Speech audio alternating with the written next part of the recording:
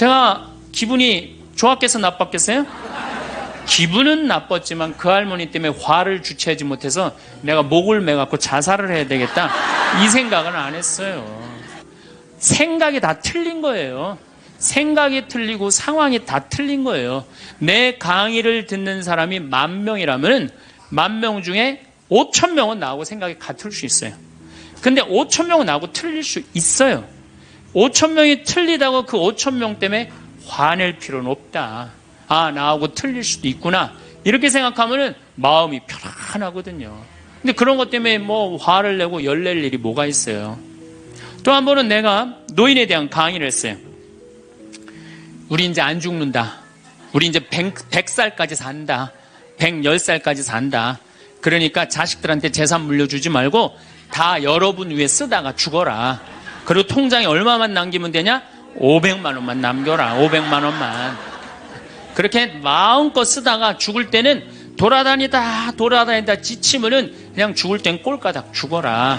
네, 이렇게 강의를 했더니 정말로 할머니들이 이번에는 전화를 무지하게 하는 거예요. 너무너무 내 노년을 확실히 알려줘서 고맙다고.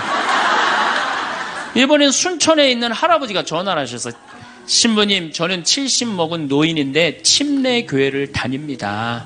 근데 신부님 강론을 듣고 가슴이 뻥 뚫렸다는 거예요. 내가 남은 인생 30년이나 남았는데 어떻게 살아야 되는지 너무너무 잘 들었다고. 근데 신부님이 다음 주에 이제 돈 다 쓰다가 꼴까닥 죽는 방법을 알려준다고 그랬는데 그 주간에 당신이 어딜 가갖고 못 들었대, 내 강의를. 그래갖고 꼴까닥 죽는 방법을 알려달라고 전화를 했더라. 이야, 정말로 순천의 할아버지도 나한테 전화를, 기분이 너무너무 좋더라고요. 근데 하느님은 참 짓궂게도 그 전화 끊자마자 이번에는 저 부산에서 전화가 왔어요. 황창현 신부를 바꾸라고. 전화를 딱 받았더니, 당신이 황창현 신부냐고. 내가 황창현 신부라. 당신 요즘 왜 그런 강의를 방송에서 나와서 해서 집안을 평지 풍파를 일으키는 거야. 그러니까 내 강의를 듣고, 시어머니일 거예요. 시어머니가 내 강의를 듣고 며느리를 불러서 한 소리 한 거지. 나 안 죽는데더라. 너 나 위에서 쓰다가 나 통장에 500만 원만 남길 테니까 나한테 유산 받을 생각 꿈도 꾸지 말아라. 그렇게 이제 얘기를 한 거야. 그러니까 그냥 열받으니까 나한테 전화를 한 거죠. 그런 강의 하지 말라고. 그리고 그 자매는 한마디 더 하더라고요. 당신 강의하는 거 재수없다고 그랬죠.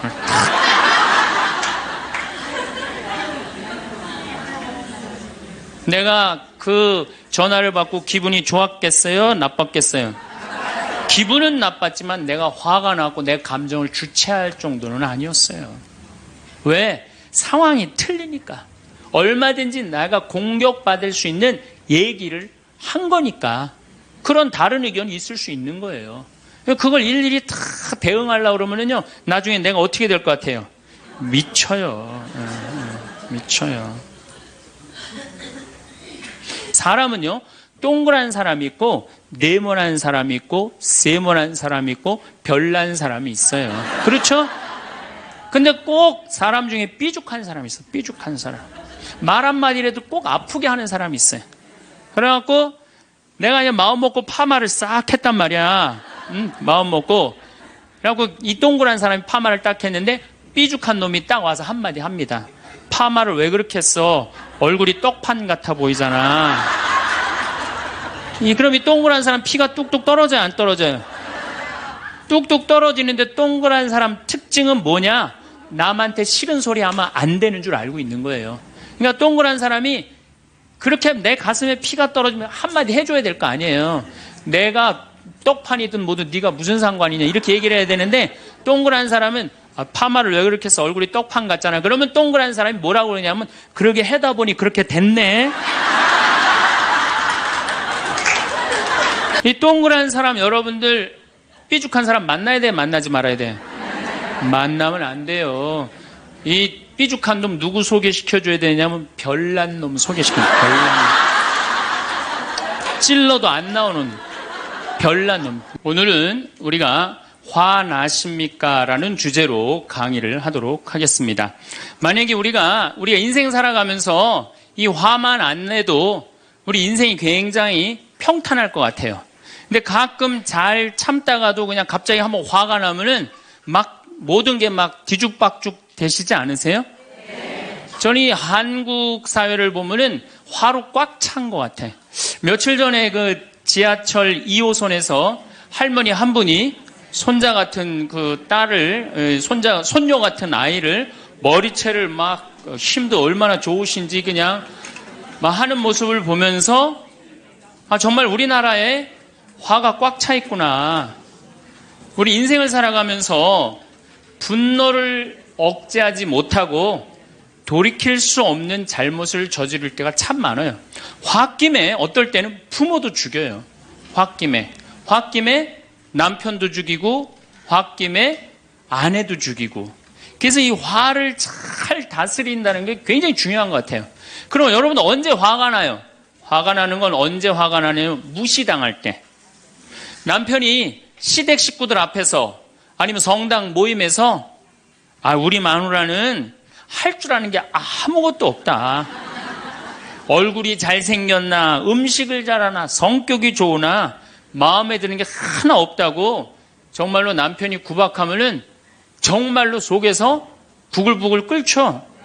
예, 내가 누구한테, 남편뿐만 아니라 다른 사람한테 내가 무시당할 때 우리는 화가 나요. 여기서 분노가 끌어올리죠. 또 남편들은 또 언제 화가 나요? 이 세상에서 아내한테 구박받을처럼 화날 때가 없는 거예요. 당신 월급이 얼마냐? 우리 뭐 먹고 사냐? 누구 남편은 마누라 밍크코트 해줬대더라. 막 이러면은 남편도 막 홧김에 눈이 확 돌아가는 거죠. 여러분들도 남편, 아내 말고 또 누구한테 화날 때, 누구한테 무시당할 때 화가 나느냐면은 자식한테 무시당할 때 화나는 거예요. 더욱이 기가 막힌 거는 5살, 6살짜리한테 무시당하면요, 막 끌어올라요. 여러분들, 5살, 6살짜리가 막 엄마 말 안 듣고 살살 거짓말 시키면 화나요, 안 나요? 뻔히 이놈이 거짓말 하는 거 아는데도 살살 거짓말 시키면 엄마는 막 화가 나요. 그래갖고 엄마가 막 자백하라고 그러죠. 너 이게 거짓말 아니냐고. 그럼 애는 끝까지 감춰요. 그럼 엄마는 그거 감추는 게 화가 나갖고 애를 막 두들겨 패죠. 근데 사실은 여러분들 그 아이들한테 화나는 거는 애가 문제가 있어서 여러분들 마음 안에 화가 꽉 차 있어서 그래요. 아니 그 5살, 6살짜리가 거짓말하면 얼마나 하겠어요. 그리고 자기가 잘못하면은 거짓말하는 건 인간의 본능이에요. 여러분들 국회의원들 청문회 볼 때 보면 거짓말 해야 안 해요? 장관 후보자들 청문회 할 때 보면 거짓말 해야 안 해요? 아니 그렇게 대단한 자리에 올라간 사람도 거짓말하는데 5살, 6살짜리가 거짓말한다고 그게 화가 나갖고 두들겨 패고 그러면 안 되죠. 그리고 뻔히 얘가 거짓말하는 거 알면서도 확인한다고 계속 자백해라, 진실을 말해라. 내가 보니까 거짓말하는 애가 나쁜 게 아니라 그렇게 몰아채는 엄마가 훨씬 나쁜 거예요. 그래갖고 마음 안에 뭐가 있느냐면은 너 한 번만 걸리기만 해봐라. 내가 가만히 두나 봐라. 그래갖고 한 번 걸리면은 한 번만 걸리기만 해봐라라고 95%의 엄마가 별론데요, 자식들한테. 그리고 걸리면은 두들겨 패는 엄마가 한 50%가 두들겨 팬대요. 어렸을 때 자식들한테. 이게 문제죠. 예. 또 누구 때문에 화가 나요, 여러분들? 죽지도 않는 시어머니 때문에 열받잖아요. 그냥 막 90, 100살이 됐는데도 그냥 안 죽고 그냥 건강하고 배고프다고 그러고 밥 내놓으라고 그러고. 또 우리 또 할머니들은 누구 때문에 화나요? 내 마음 몰라주는 며느리 때문에. 그러니까 사실은 화는 어디서 가장 많이 나느냐면 가정 안에서 가장 많이 나는 것 같아요. 다른 데보다는 가정 안에서 자식 때문에, 남편 때문에, 부모 때문에, 아니면 며느리 때문에 화가 나는 거죠.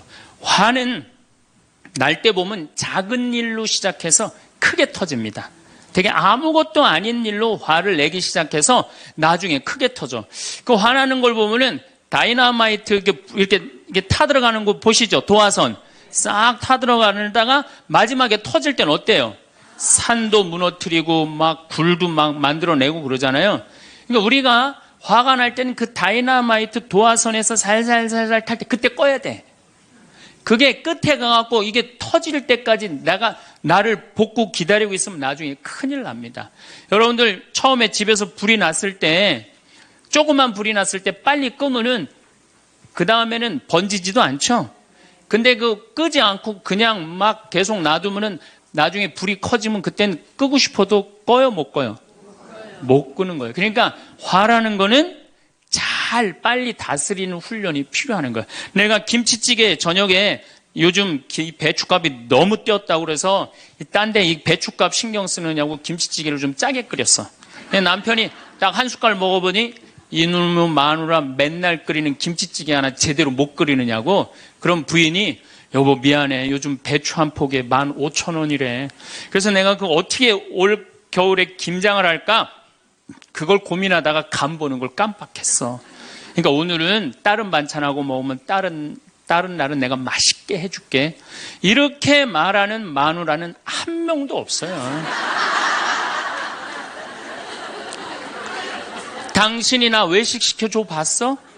아니 김치찌개가 짠 날도 있고 응? 맛있는 날도 있죠. 어떻게 맨날 당신 입에 딱딱 맞춰서 끓여주느냐고. 그럼 남편이 외식도 못 시켜주고 그래서 좀 미안해갖고 다른 반찬하고 먹으면 다행인데 남편 절대 안 지죠. 너는 맨날 집에서 텔레비전만 보고 해는 일이 뭐 있느냐고. 집안 청소를 제대로 하느냐 반찬을 맛있게 하느냐. 그러면은 부인이 당신이 나 옷 하나 제대로 안 사주고 그래서 나 텔레비전에서 그거 내 아이 쇼핑 하는 거다. 그럼 또 남편이 넌 시집 올 때 해갖고 온 게 뭐가 있는데. 이러면은 점점 김치찌개로 시작해서 부부 능력 시집 올 때까지 그리고 이제 나중에는 이렇게 사느니 너 죽고 나 죽자. 그래갖고 여러분들 뉴스 보도를 보면요 자세히 보면요 이런 뉴스가 굉장히 많이 나요. 아파트 15층에 느닷없이 14층에서 불이 나요. 그래갖고 소방관들이 와서 불을 끄고 주위 사람들 증언을 들어보면은 밤새 고함 소리가 오고 가고 난 뒤 불길이 치솟았다. 그러니까 이 홧김에 이렇게 사느니 너 죽고 나 죽자. 그래서 이불 방 한가운데다 갖다 놓고 석유 뿌리고 그리고 불 지르는 게 방화의 14%래요. 홧김에 지르는 불이 14%래요. 그 다음에 이 화라는 단어를 보면 불화자야. 여러분들 화가 나면 막 불이 나는 거야 속에서. 이거를 다스리지 못하고 이거를 끄지 못하면은 우리가 점점 크게. 근데 화는 내면 낼수록 문제가 해결될까요? 문제가 꼬일까요? 화는 내면 낼수록 문제가 꼬여요. 제가 20년 전에 제가 알던 분 시동생이야. 근데 이 양반이 굉장히 다혈질이었어요. 성탄절 전날 불법 유턴을 하다가 걸렸어요. 걸려갖고 정경이 딱 잡아갖고 불법 유턴했습니다. 벌점 15점에 벌금 7만 원입니다. 나는 안 했다. 내가 분명히 봤습니다. 이놈의 새끼 안 했다는데 왜 자꾸 그러느냐? 너 경찰서장이 누구냐? 누굽니다. 그래 마침 친구였나 봐요. 내 친구인데 너 가만히 안 놔두겠다고 귀싸대기를 때렸어요. 정경 귀싸대기를. 했더니 정경이 가만히 있어요. 공무집행방해로 철창에 집어넣어버렸어요. 그래서 거기서 길길이 뛰다가 그 자리에서 뇌출혈로 죽었어요.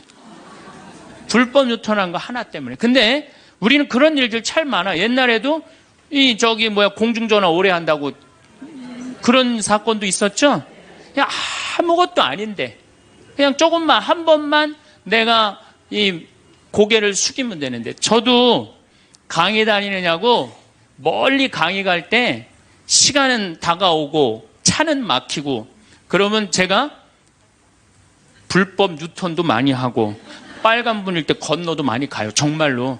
왜냐하면 나를 기다리는 분이 보통 500명, 1000명인 경우가 많잖아요. 서울 올 때가 제일 그럴 때가 많아요. 딱 걸리면은 저는 딱 문 내리고 로만 칼라 딱 보여주면서 제가 뭐라고 그러냐면 정말 미안하다.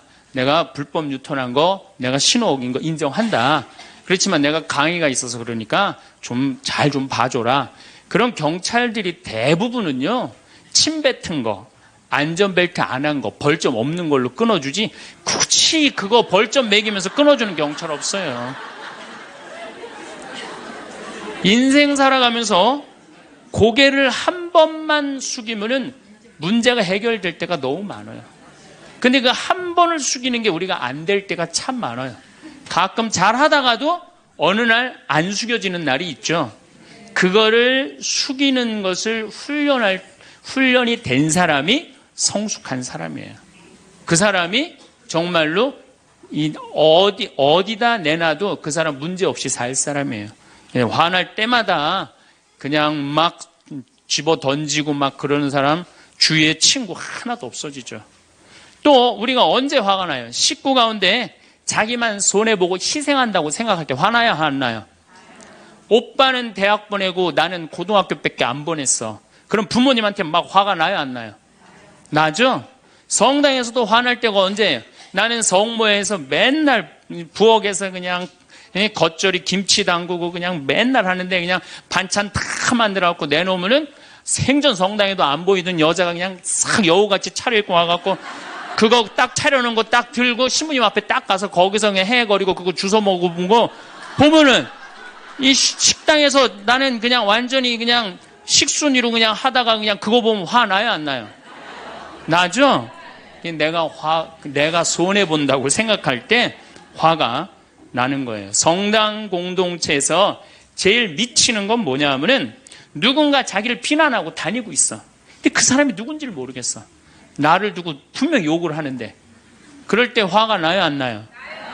날 때 많죠. 열받는 분 계신가 보다. 내가 시집 가서 내 시동생 어버 키우고 대학 보내고 장가 보내고 시누이도 그렇게 시집 다 내보냈어. 그래갖고 정말로 똥구멍이 찢어지게 가난한 집에 이 집에 와갖고 정말 다 이렇게 하고 다 먹고 살 만큼 해놨어. 그런데 환갑이 됐어. 그래갖고 야 내가 시집 와갖고 그렇게 잘해줬는데 내 환갑 때 다이아 반지를 해갖고 올 것이냐 유럽 여행 티켓을 갖고 오실 것이냐 기다리고 있는데 시동생 시누이들이 딱 환갑 때 왔는데 10만 원 봉투에 딱 넣어갖고 왔어. 그거 보면 열받아요? 열 안 받아요? 열 무지하게 받죠. 네. 그래갖고 내가 너희들하고 인간관계를 갖나 봐라. 그리고 인간관계 끊고 사는 사람들도 많아요. 해준 게 돌아오지 않을 때. 그렇죠? 내가 잘해줬는데 돌아오지 않을 때. 근데 우리는 살아가면서 여러분 이제까지 은혜 받은 만큼 다른 사람한테 은혜 갚으셨어요? 저는 신부 되기까지 많은 신부님들, 많은 수녀님들, 많은 교우들이 저를 도와줬어요. 근데 신부 돼갖고 일일이 그분들한테 쫓아다니면서 다 감사했는가? 생각해보니까 다 하지 못했더라고요. 나도 다 감사하지 못했는데 내가 그 감사를 받지 못한다고 화낼 필요는 없지 않는가 그런 생각이 들어요. 제가 신학교 다닐 때 우리 학장 신부님이 돌아가신 배문환 신부님이 영성훈화 할 때 아주 이해하지 못하는 훈화를 꼭 하셨어요. 여러분들은 본당 신부가 돼갖고 교우의 40%만 지지를 받아도 여러분들은 성공하는 신부입니다. 근데 전 신학생 때 이해가 안 갔어요. 신학생 때 왜 이해가 안 갔느냐 하면은 내가 신학생 때 인기가 얼마나 좋았느냐 하면은 막 방학 때 가면은 주일학교 애들이 막 매달려갖고 길을 못 갔어요. 지금이야 뭐 이상한 세상이 되었고 그러지 못하지만은 25년 전만 해도 애들이 신학생들을 얼마나 매달리고 좋아했어요. 초등학교 애들이. 중고등학교 애들은 내가 방학 끝나고 신학교 돌아가면은 애인 군대 보내는 것처럼 그렇게 섭섭하고 편지 보낸다고 그러고 학사님 보고 싶다고 그러고 본당에서 아줌마들은 나보면 죽어 좋아서. 그런데 신부가 돼갖고 교우의 40%가 나를 지지해주지 않는다? 신학생 때도 인기가 이 정도라면 본당 신부 돼갖고 인기가 더 높을 거 아니에요. 그래서 신학교 그 영성훈화를 이해를 못했어요. 근데 막상 제가 신부가 되고 보니 교우의 40% 지지받는 거는요 하늘의 별 따기보다도 어렵더라고요. 왜냐하면은 우리나라 지금 통계적으로 미사 참여율이 25% 나와요. 그러니까 정말로 그 신부님이 지지받는 신부님이다. 제대로 40% 지지받는 신부님이다. 그러면은 교우의 40% 미사 참여율 나와야 될 거 아니에요. 그러니까 교우가 1000명이라면 400명은 나와야 될 거 아니에요. 2000명이라면 800명이라면 나와야 되는데 2000명 중에 800명 나오는 본당은 없어요. 2000명이라면 한 500명 정도, 600명 정도 나와요. 많이 나와요. 우리나라 평균적으로. 그러니까 40% 지지받는다는 게 어려워. 예수님은 나 환자 10명 고쳐줬는데 몇 명 돌아왔죠? 1명 돌아왔어요. 그러니까 여러분들 주위에 있는 사람들 10명한테 잘해줬어. 10명한테 잘해줬는데 9명이 돌아오지 않는다고 해서 섭섭할 필요가 없다는 얘기죠. 그 1명이라도 돌아오면은 다행인 거예요. 그러니까 모든 사람들한테 인정받는 일이 쉬운 일이 아니다. 많은 사람들 화나는 경우가 어떤 경우가 여러분들 화가 많으냐면 자기가 완전한 사람이라고 생각할 때, 자기 판단이 옳다고 생각할 때, 그걸 옳다고 믿을 때 화가 나요. 많은 분들이 어떤 경우가 있느냐면은 내가 관상 좀 볼 줄 아는데 그 사람 틀렸어. 아니면 내가 관상 좀 볼 줄 아는데 그 사람 진짜 괜찮은 사람이야. 이 중에 관상 못 보는 사람 어디 있어? 50년, 60년 살으면은 딱 보면 다 알지. 그렇죠? 그런데 그게 맞는 경우도 있고 틀리는 경우도 참 많아요. 근데 우리는 어떤 착각을 갖고 있냐면 내가 적어도 판단하는 건 맞다고 생각해요. 다 여기 저를 포함해서 여러분들 모두가 그런 생각을 해요. 근데 그게 허물어졌을 때 화가 나는 거예요. 그게 허물어졌을 때. 제가 지난달에 뉴욕에 강의를 갔었어요. 퀸즈 성당이라는 데서 강의를 했는데 교우들이 진짜 많이 나왔어요. 정말로 꽉 찼어요. 강의를 하는데 정말로 반응이 아주 좋더라고요. 강의가 끝나고 이제 본당 신부님하고 사제관을 올라가는데 따라오는데 이게 한국 사람이 안 따라오고 미국 여자가 따라오는 거예요. 미국 여자가 따라와갖고 그러는 거예요. 신부님, 자기가 신부님 강의를 한국말을 잘 못 알아들어서 잘 알아듣지는 못하지만은 너무 감동을 받았다고. 신부님은 정말로 하느님의 사람이라고. 나는 듣다 내 강의를 정말로 감동받다 못한 미국 여자까지 내 강의를 감동을 받는구나.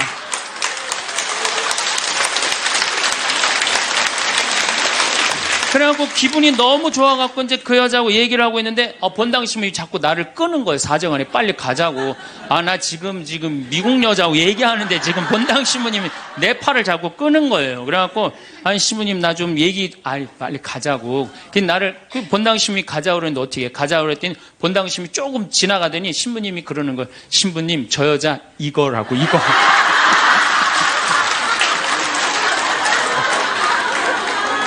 한국에서 강의만 오면은 강의 오는 신부님한테 쫓아다니면서 저런다고.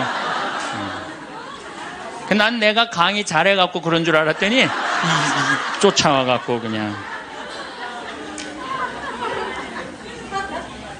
내가 성당 봉사한다고 해서 모두가 나를 알아봐 줄 거라고 착각해서는 안 됩니다. 성당에서 열심히 봉사하는 우리 형제 자매님들 가운데 요셉 형제 없으면 우리 성당 쓰러져. 마리아 자매님 없으면 우리 성모에 없어져. 우리 데레사 자매 없으면 성가대 없어져. 그 말 믿지 마세요. 없어져도 성당 잘 돌아가요. 성가대에서 데레사 자매 빠져도 오히려 더 잘 돼. 그러니까 내가 그렇게 대단한 인정을 받는다고, 내가 그런 자리에 차지한다고 생각하는 그때부터 내가 불행해지기 시작하는 거예요. 제가 늘 가끔 드리는 말씀이지만은 제가 작년 5월 달에 서울 오금동 성당에 강의 갔어요. 강의를 갔는데 그때도 막 많이 모였어요. 여러분들만큼. 그때는 베드로 얘기를 했어요. 베드로가 여러분들 굉장한 분이에요. 만약에 예수님한테 베드로가 없었다면 예수님이 없을 정도로 베드로는 예수님한테 절대적인 존재였어요. 막 그런 얘기를 막 하고 막 그러는데 교우들이 반응이 대단히 좋았어요. 그래갖고 이제 1강의가 끝나고 쉬는 시간이 됐는데 22년생 할머니야. 머리가 하얀 할머니가 자기가 돌아가신 추기영 형님하고 동갑이라는 거예요. 근데 추기영 형님이 항상 자기하고 친한데 동창이라고 그랬다는 거예요. 추기영 형님, 김수환 추기영 형님이. 근데 자기는 그때 할머니가 88살 정도 됐던 걸로 기억이 나요. 88년 동안 살면서 이렇게 훌륭한 신부님 강의 처음 들었다는 거예요. 이야, 내가 정말로 인기가 많은가 보다. 그래갖고 할머니가 신부님 손을 한 번만 잡으면 죽어도 여한이 없다는 거예요. 이제 이 나이에. 그래서 할머니 감사합니다. 그리고 할머니 손을 잡았는데 이 할머니 하시는 말씀이 난 오늘 우리 차동엽 신부님 손을 잡아서 죽어도 여한이 없다는 거예요. 차동엽 신부님 손을 잡아서.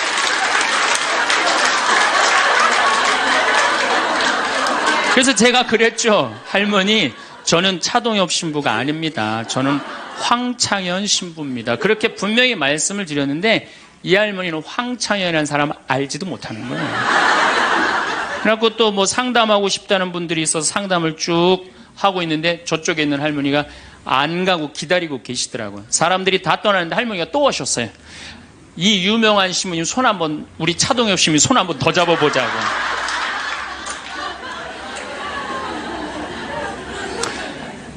모든 사람들이 나를 인정해주지 않는다 하더라도, 모든 사람들이 나를 알아주지 않는다 하더라도 실망하실 필요 없어요. 그리고 우리가 인생 살아가면서 모든 사람이 나를 인정해주는 일은 없어요. 그러니까 여러분들 가운데 모든 사람이 나를 좋아해. 이분은 사실은 나중에 불행의 씨를 갖고 있는 분이에요. 화의 씨를 갖고 있는 분이에요. 10명 중에 몇 명만 나를 좋아해도 성공해? 4명만 좋아해도 성공한 거예요. 아니, 10명 중에 1명만 나를 믿어줘도 여러분들은 실패한 인생이 아니에요. 9명은 나를 인정하지 않을 수도 있어요. 근데 가끔 나는 우리나라 연예인들을 보면 안타까워요. 연예인들 막 인기가 좋잖아요. 인기가 좋은데 막 따라다니잖아요. 막 따라다니는데 그 연예인들 따라다니는 사람들을 보면은 많이 따라다녀 500명, 1000명이야. 그러면은 국민의 5천만 명의 국민 중에 1000명 따라다니는데 그 1000명 속에서 자기가 인기가 완전히 있는 줄 아는 거예요. 완전히 그 1000명 속에서 파묻혀갖고 4999만 9천명은 그 사람이 누군지도 모를 수 있어요. 그렇지 않아요? 여러분들 요즘 연예인들 막 때로 나와갖고 뛰어다니고 막 춤추는 거 보면 구분돼요, 안 돼요?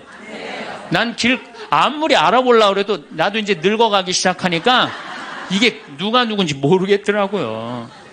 나하고 그 사람들하고 아무 상관없어. 그러나 연예인들은 그런 생각을 안 해요. 자기가 모든 사람들한테 인기가 있다고 착각을 해요. 그런데 갑자기 댓글에 그게 노래냐, 그게 춤이냐, 그게 연기냐, 이런 악성 댓글이 올라오면 그때부터 미치는 거예요. 그래갖고 그 악성 댓글을 올려봤자 내가 보기에는 정신 나간 사람이 올리거나 아니면은 자기 마음에 안 드는 사람 올리는데 많이 올려야 50명, 100명도 안 올릴 거예요. 자기를 좋아하는 연예인들은, 일반 대중들은 보통 한 5,000명, 10,000명 되면은 그런 악성 댓글을 올리는 사람은 10명, 20명도 안 될 거예요. 근데 그거에 스트레스를 받아갖고 목매갖고 자살하는 연예인들이 참 많아요. 그럴 필요 없다는 거예요. 최진실 씨가 이 세상 떠난 지 벌써 이제 2년 됩니다. 참 안타까운 연예인이에요. 나는 최진실 씨하고 나이하고 비슷한 연배. 우리 어렸을 땐 인기 최고였어요. 정말로. 정말 앞으로도 더 연애 활동을 했으면 우리한테 큰 기쁨을 줬을 거야. 근데 최진실 씨를 좋아하는 사람은 국민이 나를 포함해서 한 3천만 명은 될 거예요. 근데 최진실 씨가 세상 떠날 때 악성 댓글을 한 사람 4사람밖에 안 돼요. 근데 너무너무 안타깝죠. 그러니까 우리가 살아가면서 여러분들도 여러분들한테 막 나쁜 소리를 하는 사람은 한둘이야. 근데 그 한둘도 내가 보기엔 제정신 가진 사람은 아니다. 그러니까 모든 사람들한테 내가 인정받지 못한다고 그래서 화낼 필요는 없다. 제가 17년 전, 벌써 18년 전이네요. 철산성당이라는 경기도 광명 보좌신부를 했어요. 보좌신부를 했는데 거긴 교우가 14,000명이야. 14,000명. 예비자 교리반을 딱 맡았는데 100명이 딱 있는 거예요. 새로 신부는 됐지. 그냥 교리교환을 신학교 때 얼마나 공부를 열심히 하고 준비를 열심히 했어요. 100명이 있으니까 기분이 너무 좋더라고요. 그래서 그냥 교리를 그냥 얼마나 열심히 했는지 몰라요. 근데 한 달이 지났는데 늘어나도 전찬을 판국에 이게 줄어들기 시작하는 거예요. 90명으로 줄어드는 거예요. 2달이 지났는데 80명으로 줄어드는 거예요. 3달이 지났는데 진짜 딱 반토막이 나더라고. 50명으로. 그랬더니 봉사자들이 맥주하고 안주를 사갖고 와서 나를 위로해 주는 거예요. 신부님, 실망하지 말아라. 원래 교리반이 이렇게 어중이 떠중이 다 떠나고 이렇게 오리지널만 3개월 지나면 딱 남는다. 그리고 실망하지 말으셔야 되는 이유가 수녀님 반은 더 떨어졌다. 그러니까 실망하지 말아라.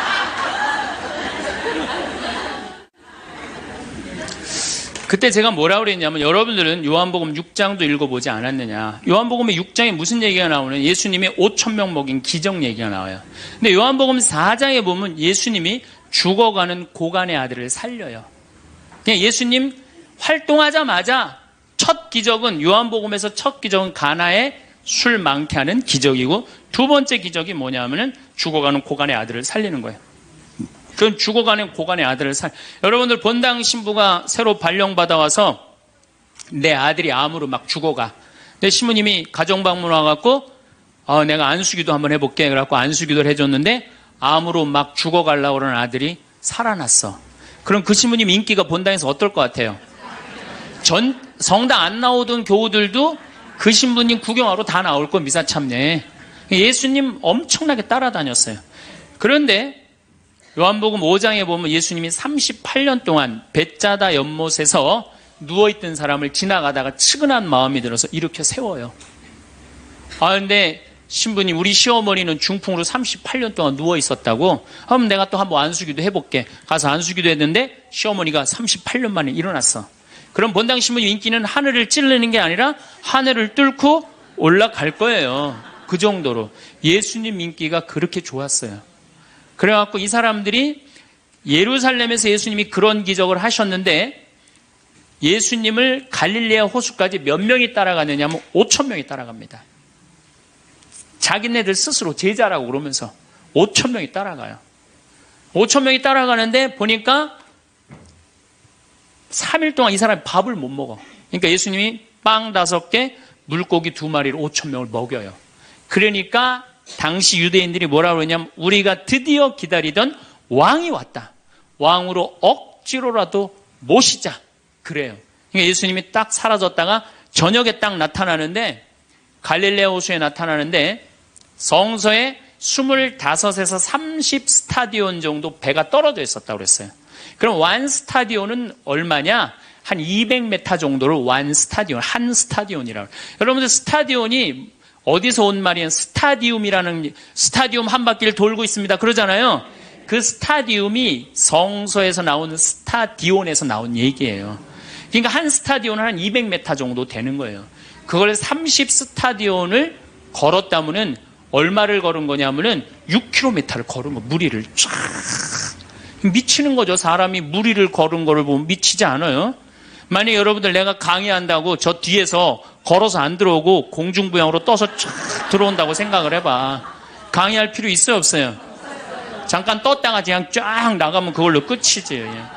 그러니까 당시의 유대인들은 예수님한테 완전히 반한 거예요. 근데 다음날 예수님이 이상한 말을 해요. 참으로 확 끼얹어요. 내가 진실로 진실로 너희에게 말한다. 너희가 사람의 아들의 살을 먹지 않고 그의 피를 마시지 않으면 너희는 생명을 얻지 못한다. 그러나 내 살을 먹고 내 피를 마시는 사람은 영원한 생명을 얻고 나도 마지막 날에 그를 다시 살릴 것이다. 내 살은 참된 양식이고 내 피는 참된 음료다. 군중들이 눈이 동그래요. 여러분들은 살 먹고 피 먹는 얘기 하도 많이 들어서 안 이상하죠? 그런데 다른 종교인들이 우린 예수님 살 먹어, 예수님 피 마셔, 그러면은 어떻게 생각할 것 같아요? 식인종 아니면 드라큘라 둘 중에 하나예요. 예수님 피 먹는 거면. 그러니까 당시의 유대인들이 뭐라고 그러냐면, 이 말씀은 듣기가 너무 거북하다. 누가 듣고 있을 수 있겠는가? 그러니까 그러면서 떠나요. 그러니까 예수님이 당신의 말씀을 두고 투덜거리는 것을 속으로 아시고 그들에게 이르셨다. 이 말이 너희 귀에 거슬리느냐? 그리고 성서에 이렇게 우리에게 말합니다. 이 일이 일어난 뒤로 제자들 가운데 많은 사람이 되돌아가고 더 이상 예수님과 함께 다니지 않았다. 다 떠나간 거예요. 말을 알아듣기 너무 어렵다고. 그러니까 이제 예수님이 이제 딱 12명 딱 남아있는 거, 어떤 무식한 어부 12이 눈을 동그랗게 뜨고 예수님을 쳐다보는 거예요. 그러니까 예수님이 이때 뭐라고 그러냐면은, 너희도 떠나고 싶으냐. 그러니까 이 12마저 떠나면 예수님 완전히 낙동강 오리알 되는 거예요. 이때 대단한 인물이 하나 나옵니다. 누구냐? 베드로예요. 다 떠났음에도 불구하고 의리를 지킨 분이 베드로예요. 당신은 영원한 생명을 주시는 말씀을 가지고 있는데 우리가 어디를 갑니까? 그리고 예수님은 이 12하고만 다니세요. 그리고 요한복음 6장 다음에 7장에는 뭐라고 써 있느냐면은 이들이 예수님을 죽이려 함으로 예수님은 더 이상 공식적으로 돌아다니지 않고 몰래 숨어서 갈릴레아만 다니셨다고 그래요. 그러니까 이 12하고만 그냥 돌아다닌 거 죽이려고 그러니까 피해서. 그러니까 예수님 그렇게 죽어가는 고간 아들 살리고 38년 동안 배짜다 연못에 누워있던 사람 살리고 5,000명 먹이고 생 난리를 쳐갖고 막 5,000명이 따라다니다가 결국은 몇 명 건졌느냐? 12명 건진 거예요. 여러분들 5,000명 중에 12명 건진 예수님이 나요? 100명 중에 50명 건진 제가 나요? 누가 나요? 내가 낫지 않아요? 아니 내가 예수님보다 나은데 뭐 예비 교우 50명 떨어졌다고 실망할 게 뭐 있어. 나는 가끔 한심한 레지오 단장들이 있어요. 신부님 우리 단원이 10명인데 오늘 2명밖에 안 나왔습니다. 그래서 둘이서 울면서 개응을 했습니다. 우리 레지오 해체해야 될까 봅니다. 이렇게 오는 단장이 있는데 한심한 단장이죠. 10명 중에 2명 나왔다 그러면 20% 지지받는 단장이야. 자, 5,000명 중에 12명 남긴 예수님이 나요? 10명 중에 2명 나온 단장이 나요? 누가 나? 단장이 훨씬 나은 거예요. 또 요즘 우리나라 구역 반모임 활성화를 위해서 굉장히 많이 노력하죠. 근데 많은 경우 반장님들, 구역장님들이 실망해요. 우리 구역이 10세대인데 3세대밖에 안 나온다. 4세대밖에 안 나온다. 이렇게 실망하는 분들이 굉장히 많아요. 그러면은 10세대 중에 3세대나 4세대 나오면은 이건 본당 신부보다 난 사람이에요. 예수님보다는 뭐 더 난 사람이고 실망할 필요가 뭐 있어. 예수님 뭐라고 그러냐면 너희 중에 단 두세 사람만 모여도 내가 그곳에 함께 있겠다. 그러면 됐지 뭐 이렇게 욕심이 많아요. 그러니까 여러분들 모든 사람들한테 인정받는 건 쉬운 일이 아니고 인정받으려고 할 때 우리 인생이 피곤해지고 화가 난다 이거예요. 여러분들 요즘 나는 가끔 텔레비전 보면서 총리들도 대통령도 막 신발 막 던지고 막 결함 막 던지고 그러잖아요. 대통령한테도. 우리가 남이 나한테 평가하는 게 전부는 아닙니다. 자기 소신, 자기 확신, 자기 멋이 있으면은요 누가 뭐라 그래도 별로 거기에 흔들리지 않아요. 근데 그냥 남들 말에 막 귀 기울이고 그냥 거기에 신경 쓰는 사람은 조금만 뭐가 있어도 화를 내고 자기를 주체하지 못하는 거예요. 루카복음 9장 51절을 보면 예수님이 사마리아를 통해 예루살렘으로 올라가려고 할 때 사마리아 사람들이 예루살렘에 간다는 이유로 예수님을 거부해요. 들어가지 못하게 동네를. 그 동네로 지나가면 지름길로 갈 수 있는데 그러니까 야고보하고 요한이 열받아갖고 뭐라 그러냐면 하늘에서 불을 내려다가 살러버릴까요? 얼마나 열받았으면은 하늘에서 불을 내려다가 살러버릴까요? 그래요. 근데 예수님은 이 둘을 꾸짖고 돌아가세요. 아, 예수님도 돌아가는데 우리가 화가 난다고 그냥 열지르는 사람마다 전부 다 정면 돌파할 필요는 뭐가 있어요? 그렇지 않겠어요? 우리도 예수님처럼 돌아갈 상황이 되면 돌아갈 줄 알아야 됩니다. 세상 사람들이 다 나를 몰라준다 해도 화낼 일도 아니에요. 공자님은 뭐라고 그러셨느냐? 진정한 성인은 자기를 몰라줘도 분노하지 않고 유유자적할 줄 아는 사람이 진정한 성인이라고 그랬어요. 내가 누군데 나를 몰라봐. 왕년에 내가 이 거리를 주름 잡던 사람인데 이 성당 지을 때 내가 어떻게 했는데 나에게 이럴 수가 있어. 내가 시집와서 똥구녕이 찢어지게 가난한 이 집 이렇게 일으켜놨는데 나를 무시할 수 있어? 이렇게 자꾸 자기 도취에 사로잡히면은요 나중에 다른 사람하고 부닥치게 되고 잘난 척하게 되는 그런 꼴이 된다. 그런 꼴이에요. 여러분들 반대로 모두를 사랑할 수 있어요? 내가 모든 사람들한테 사랑받을 수도 없지만은 반대로 사랑할 수 있느냐? 다 사랑할 수 있어요? 쉽지 않죠? 내가 본당 신부 해보니까 다 사랑하는 사람이 있긴 있더라고요. 누가 다 사랑하느냐면 머리에 꽃 꽂은 여자가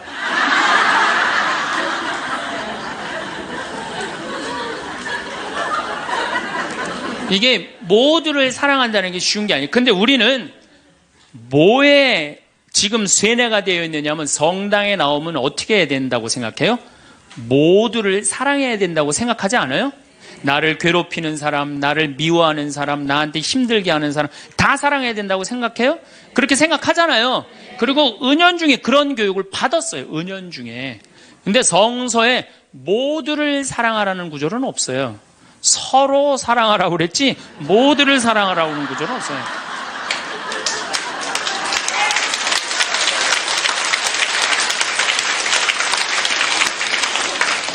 그러면은 이 모두를 사랑하는 게 얼마나 어려우느냐 요 얘기만 하고 다음 시간에 얘기하도록 하겠습니다. 사람은요 동그란 사람이 있고 네모난 사람이 있고 세모난 사람이 있고 별난 사람이 있어요.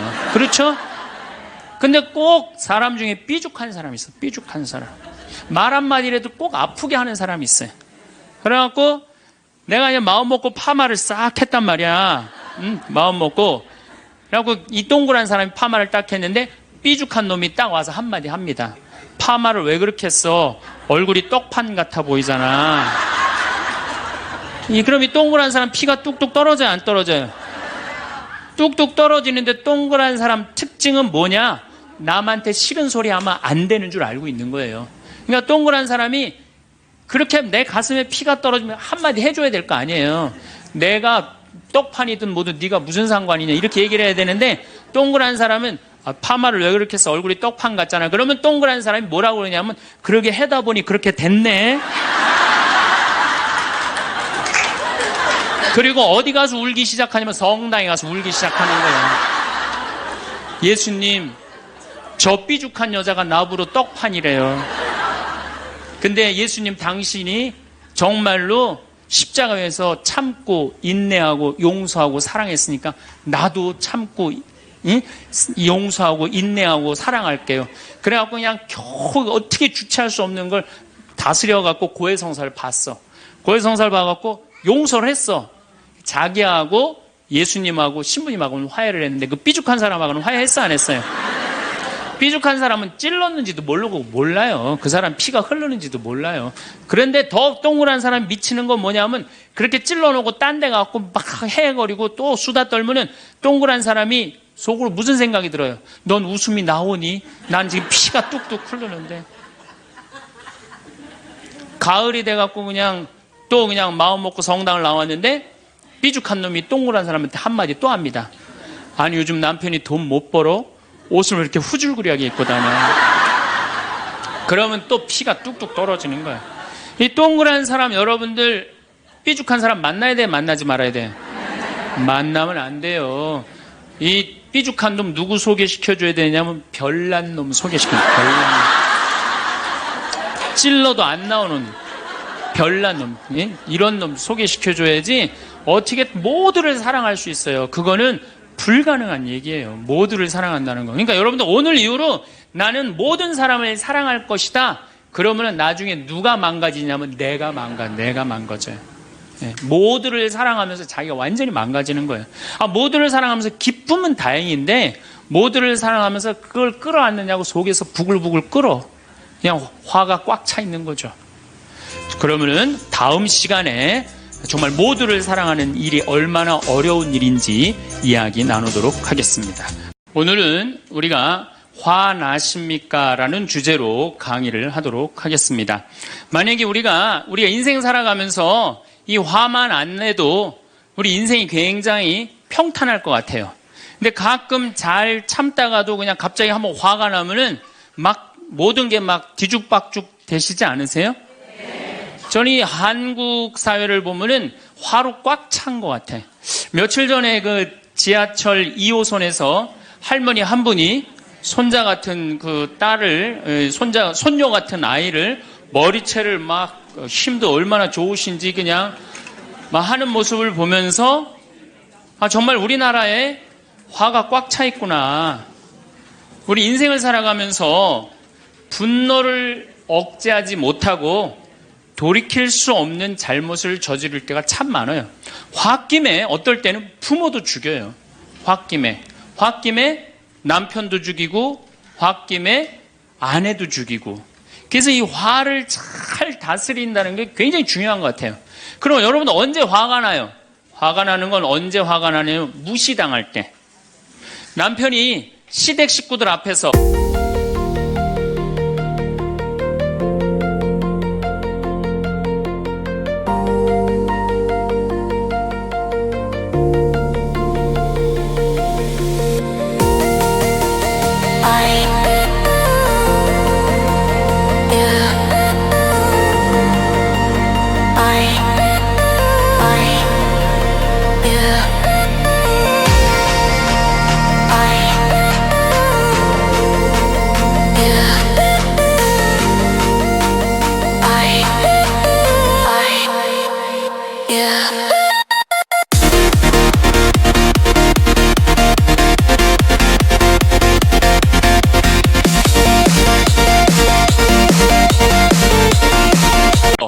아니면 성당 모임에서 우리 마누라는 할 줄 아는 게 아무것도 없다.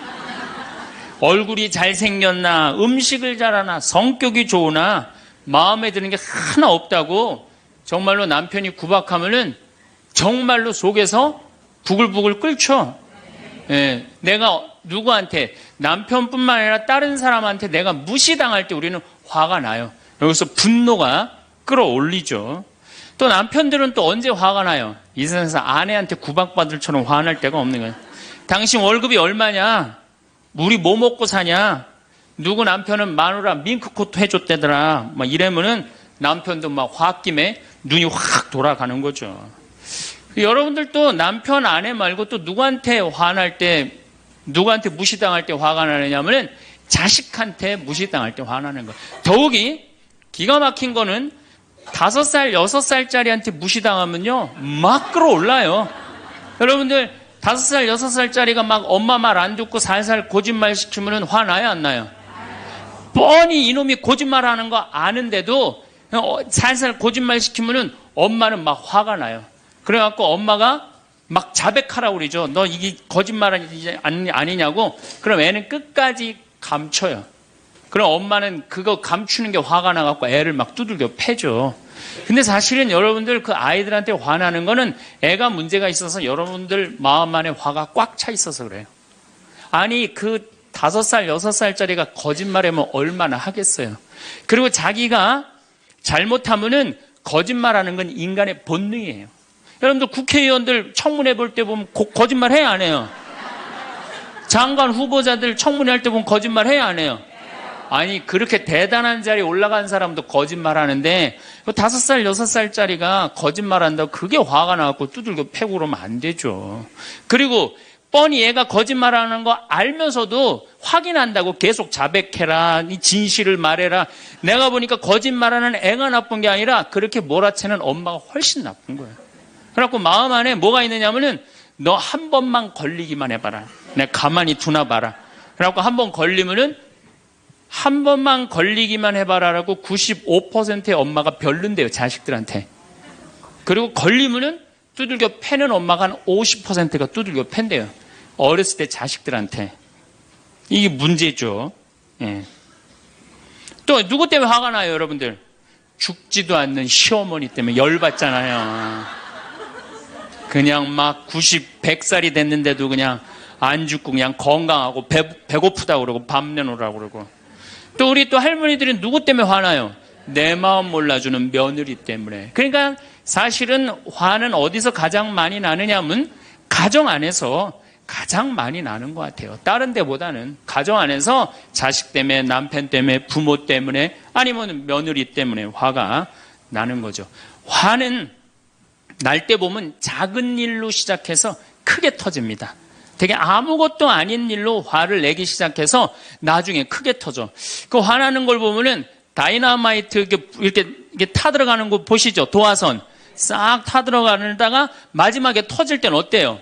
산도 무너뜨리고 막 굴도 막 만들어내고 그러잖아요. 그러니까 우리가 화가 날 때는 그 다이너마이트 도화선에서 살살살살 탈 때 그때 꺼야 돼.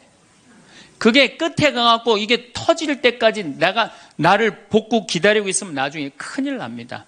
여러분들 처음에 집에서 불이 났을 때, 조그만 불이 났을 때 빨리 끄면은 그 다음에는 번지지도 않죠. 근데 끄지 않고 그냥 막 계속 놔두면은 나중에 불이 커지면 그땐 끄고 싶어도 꺼요, 못 꺼요?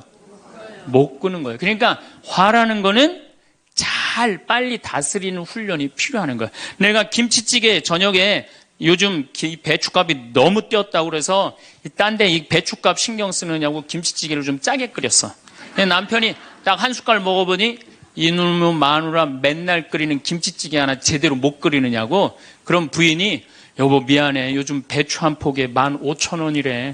그래서 내가 어떻게 올 겨울에 김장을 할까 그걸 고민하다가 간 보는 걸 깜빡했어. 그러니까 오늘은 다른 반찬하고 먹으면 다른 날은 내가 맛있게 해줄게. 이렇게 말하는 마누라는 한 명도 없어요. 당신이나 외식 시켜줘 봤어? 아니 김치찌개가 짠 날도 있고 응? 맛있는 날도 있죠. 어떻게 맨날 당신 입에 딱딱 맞춰서 끓여주느냐고. 그럼 남편이 외식도 못 시켜주고 그래서 좀 미안해갖고 다른 반찬하고 먹으면 다행인데 남편 절대 안 지죠. 너는 맨날 집에서 텔레비전만 보고 해는 일이 뭐 있느냐고. 집안 청소를 제대로 하느냐 반찬을 맛있게 하느냐.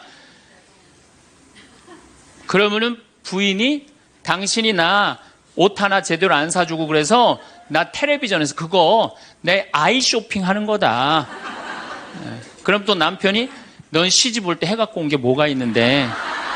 이러면은 점점 김치찌개로 시작해서 부부 능력 시집 올 때까지 그리고 이제 나중에는 이렇게 사느니 너 죽고 나 죽자. 그래갖고 여러분들 뉴스 보도를 보면요 자세히 보면요 이런 뉴스가 굉장히 많이 나요. 아파트 15층에 느닷없이 14층에서 불이 나요. 그래갖고 소방관들이 와서 불을 끄고 주위 사람들 증언을 들어보면은 밤새 고함 소리가 오고 가고 난 뒤 불길이 치솟았다. 그러니까 이 홧김에 이렇게 사느니 너 죽고 나 죽자. 그래서 이불 방 한가운데다 갖다 놓고 석유 뿌리고 그리고 불 지르는 게 방화의 14%래요. 홧김에 지르는 불이 14%래요. 그 다음에 이 화라는 단어를 보면 불화자야. 여러분들 화가 나면 막 불이 나는 거야 속에서. 이거를 다스리지 못하고 이거를 끄지 못하면은 우리가 점점 크게. 근데 화는 내면 낼수록 문제가 해결될까요? 문제가 꼬일까요? 화는 내면 낼수록 문제가 꼬여요.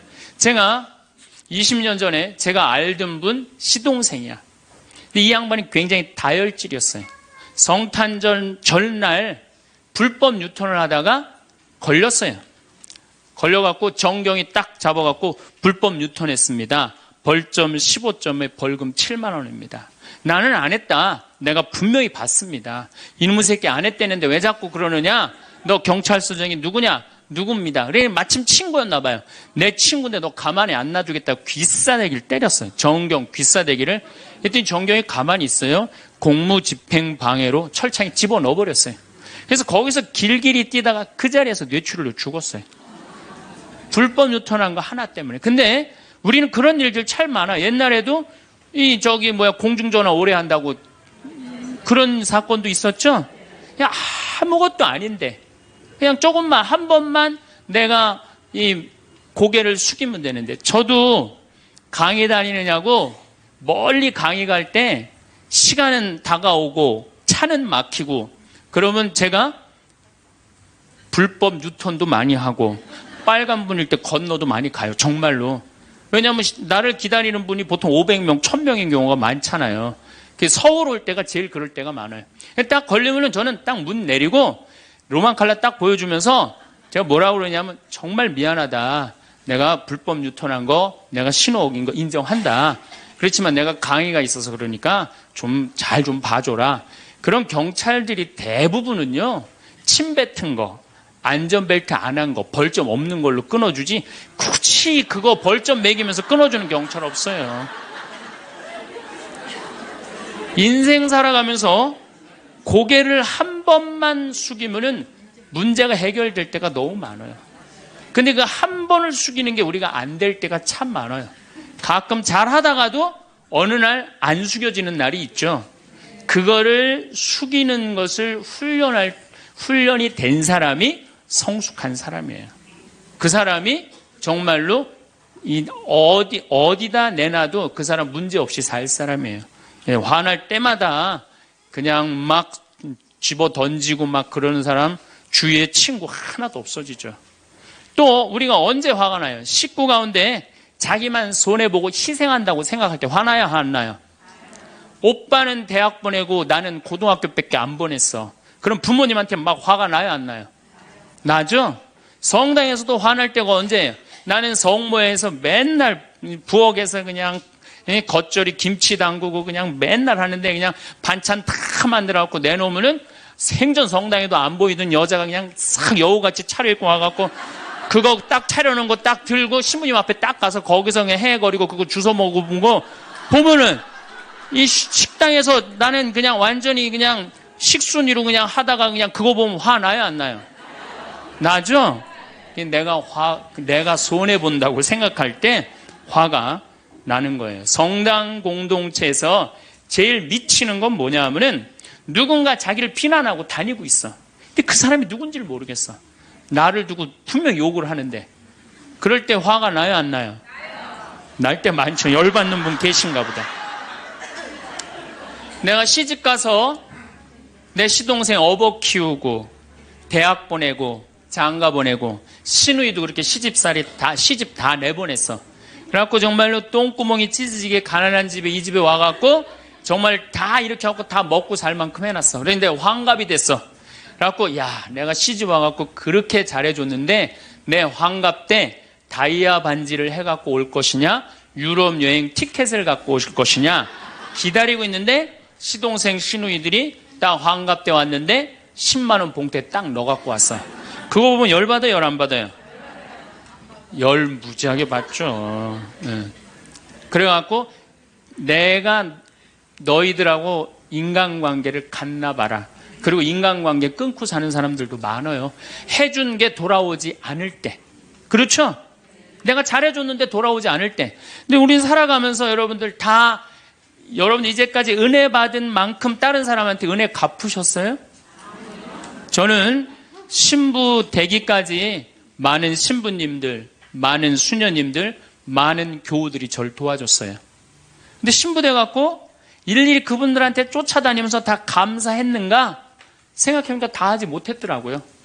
나도 다 감사하지 못했는데 내가 그 감사를 받지 못한다고 화낼 필요는 없지 않는가 그런 생각이 들어요. 제가 신학교 다닐 때 우리 학장 신부님이 돌아가신 배문환 신부님이 영성훈화 할 때 아주 이해하지 못하는 훈화를 꼭 하셨어요. 여러분들은 본당 신부가 돼갖고 교우의 40%만 지지를 받아도 여러분들은 성공하는 신부입니다. 근데 전 신학생 때 이해가 안 갔어요. 신학생 때 왜 이해가 안 갔느냐면은 내가 신학생 때 인기가 얼마나 좋았느냐면은 막 방학 때 가면은 주일학교 애들이 막 매달려갖고 길을 못 갔어요. 지금이야 뭐 이상한 세상이 돼갖고 그러지 못하지만은 25년 전만 해도 애들이 신학생들을 얼마나 매달리고 좋아했어요. 초등학교 애들이.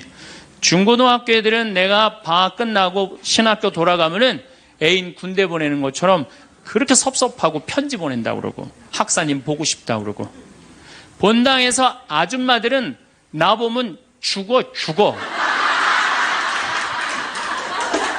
좋아서. 그런데 신부가 돼갖고 교우의 40%가 나를 지지해주지 않는다? 신학생 때도 인기가 이 정도라면 본당 신부 돼갖고 인기가 더 높을 거 아니에요. 그래서 신학교 그 영성훈화를 이해를 못했어요.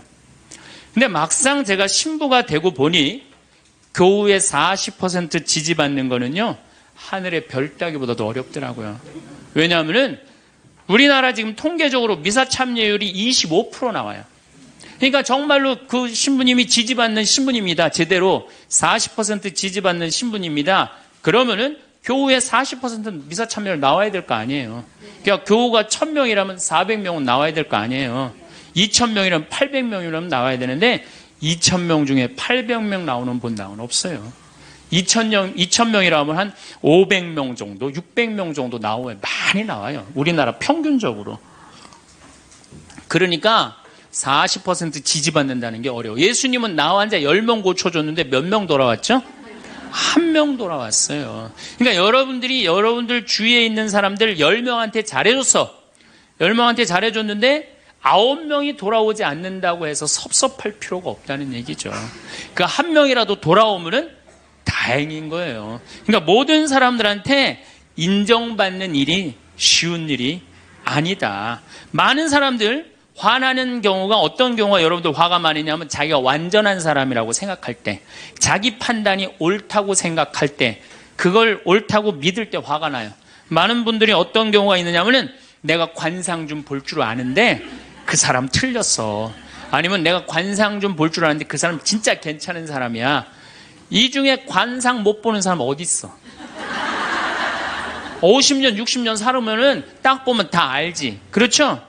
그런데 그게 맞는 경우도 있고 틀리는 경우도 참 많아요. 근데 우리는 어떤 착각을 갖고 있냐면 내가 적어도 판단하는 건 맞다고 생각해요.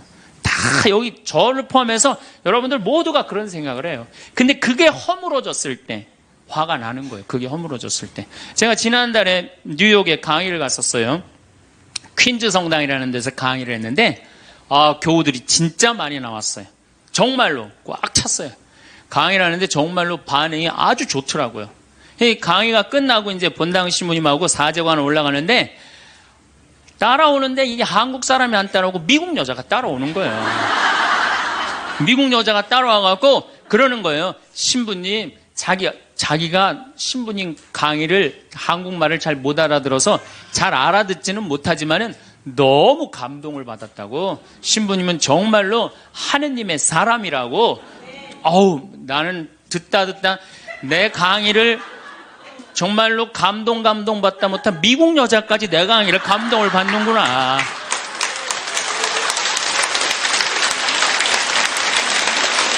그래갖고 기분이 너무 좋아갖고 이제 그 여자하고 얘기를 하고 있는데 본당 신부님이 자꾸 나를 끄는 거예요. 사정안에 빨리 가자고. 나 지금 미국 여자하고 얘기하는데 지금 본당 신부님이 내 팔을 자꾸 끄는 거예요. 그래갖고 아니 신부님 나 좀 빨리 가자고. 나를 본당 신부님이 가자고 그랬는데 어떻게 해? 가자고 그랬더니 본당 신부님이 조금 지나가더니 신부님이 그러는 거예요. 신부님 저 여자 이거라고 이거.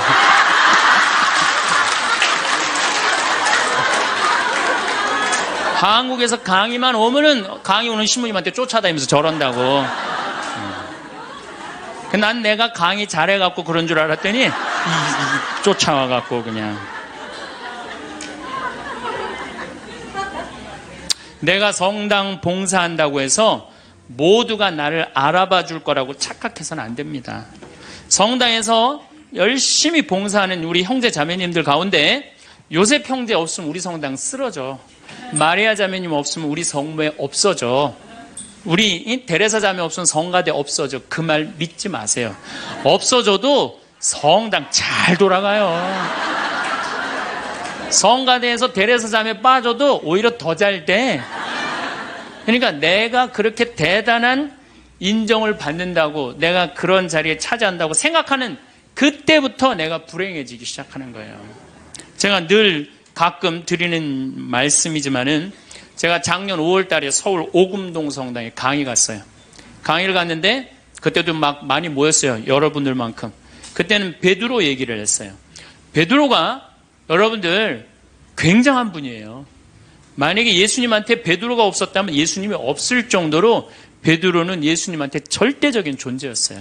막 그런 얘기를 막 하고 막 그러는데 교우들이 반응이 대단히 좋았어요.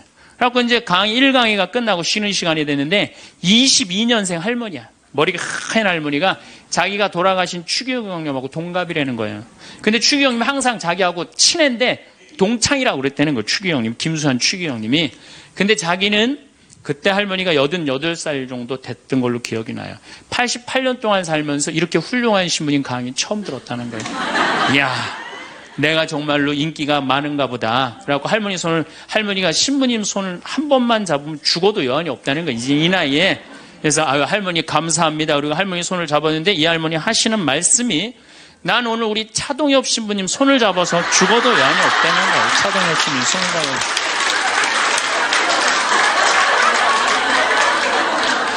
그래서 제가 그랬죠. 할머니, 저는 차동엽 신부가 아닙니다. 저는 황창현 신부입니다. 그렇게 분명히 말씀을 드렸는데 이 할머니는 황창현이라는 사람 알지도 못하는 거예요.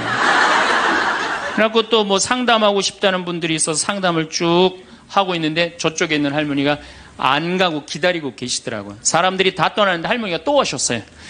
이 유명한 신부님 손 한번, 우리 차동엽 신부님 손 한번 더 잡아보자고.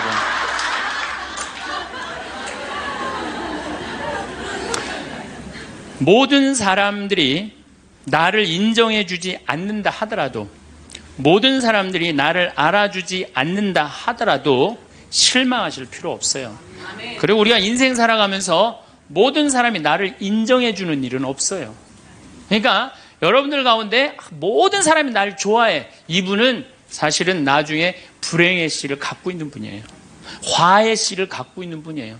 10명 중에 몇 명만 나를 좋아해도 성공해? 4명만 좋아해도 성공한 거예요. 아니, 10명 중에 1명만 나를 믿어줘도 여러분들은 실패한 인생이 아니에요. 9명은 나를 인정하지 않을 수도 있어요. 근데 가끔 나는 우리나라 연예인들을 보면 안타까워요. 연예인들 막 인기가 좋잖아요. 인기가 좋은데 막 따라다니잖아요. 막 따라다니는데 그 연예인들 따라다니는 사람들을 보면은 많이 따라다녀 500명, 1000명이에요. 그러면은 국민의 5천만 명의 국민 중에 1000명 따라다니는데 그 1000명 속에서 자기가 인기가 완전히 있는 줄 아는 거예요. 완전히 그 1000명 속에서 파묻혀갖고 4999만 9천명은 그 사람이 누군지도 모를 수 있어요. 그렇지 않아요? 여러분들 요즘 연예인들 막 때로 나와갖고 뛰어다니고 막 춤추는 거 보면 구분돼요, 안 돼요? 난 아무리 알아보려고 그래도 나도 이제 늙어가기 시작하니까 이게 누가 누군지 모르겠더라고요. 나하고 그 사람들하고 아무 상관없어. 그러나 연예인들은 그런 생각을 안 해요. 자기가 모든 사람들한테 인기가 있다고 착각을 해요.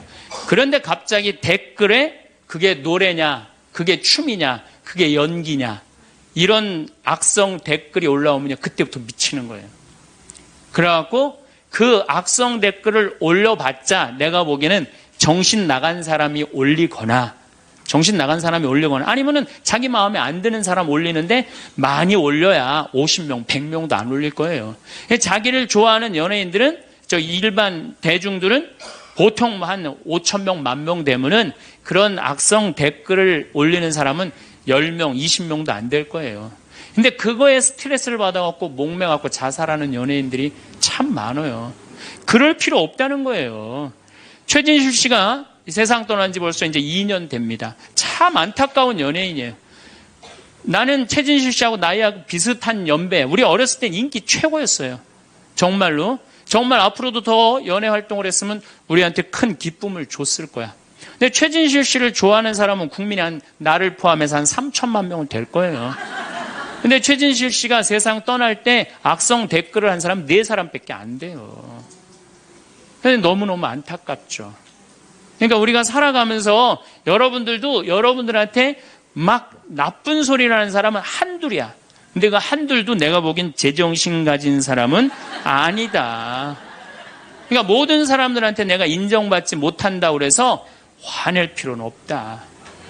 제가 17년 전, 벌써 18년 전이네요. 철산성당이라는 경기도 광명 보좌신부를 했어요. 보좌신부를 했는데 거긴 교우가 14,000명이야. 14,000명. 예비자 교리반을 딱 맡았는데 100명이 딱 있는 거예요. 새로 신부는 됐지. 그냥 교리교환을 신학교 때 얼마나 공부를 열심히 하고 준비를 열심히 했어요. 100명이 있으니까 기분이 너무 좋더라고요. 그래서 그냥 교리를 그냥 얼마나 열심히 했는지 몰라요. 근데 한 달이 지났는데 늘어나도 전찬을 판국에 이게 줄어들기 시작하는 거예요. 90명으로 줄어드는 거예요. 2달이 지났는데 80명으로 줄어드는 거예요. 3달이 지났는데 진짜 딱 반토막이 나더라고. 50명으로.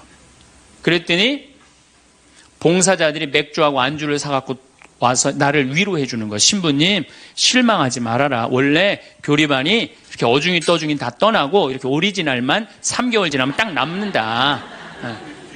그리고 실망하지 말으셔야 되는 이유가 수녀님 반은 더 떨어졌다. 그러니까 실망하지 말아라.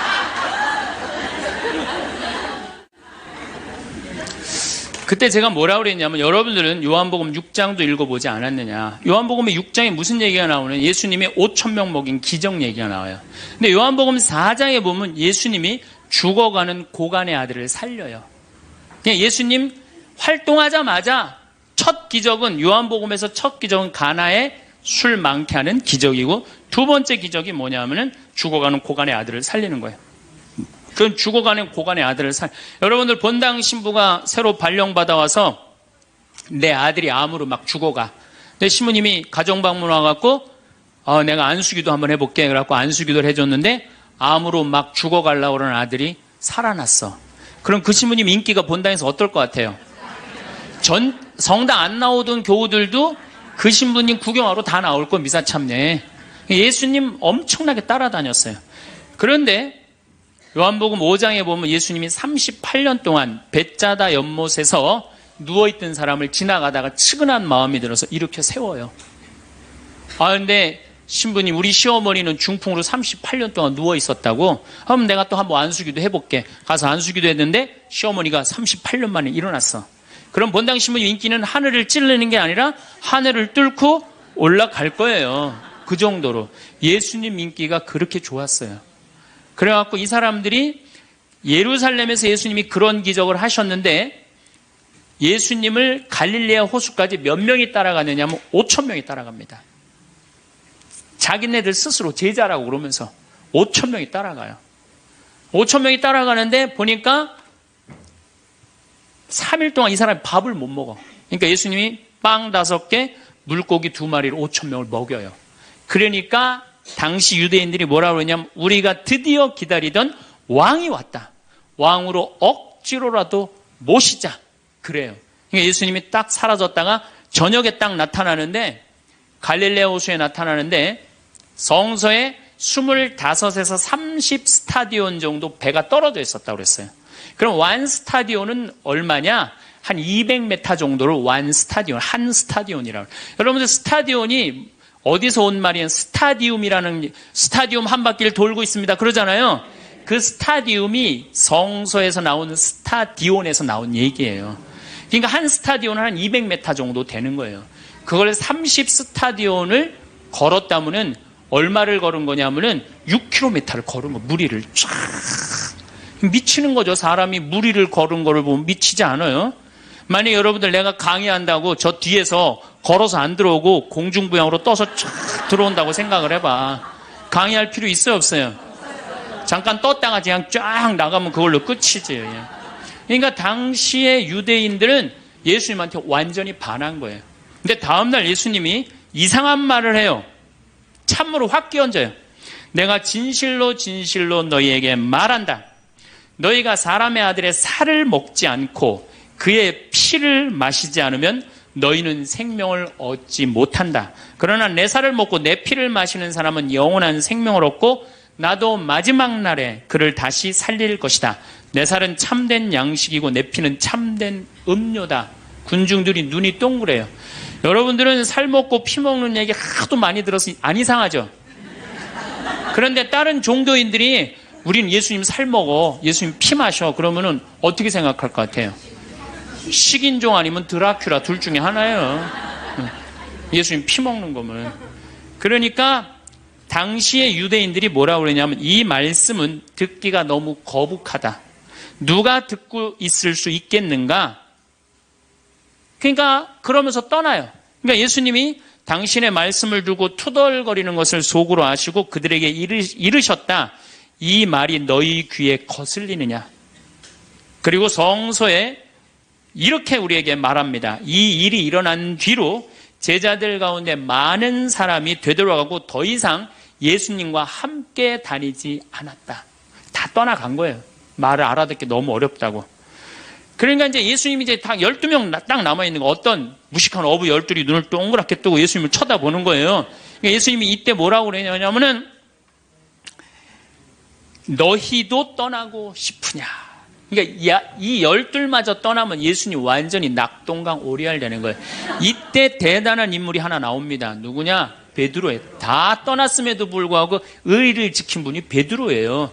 당신은 영원한 생명을 주시는 말씀을 가지고 있는데 우리가 어디를 갑니까?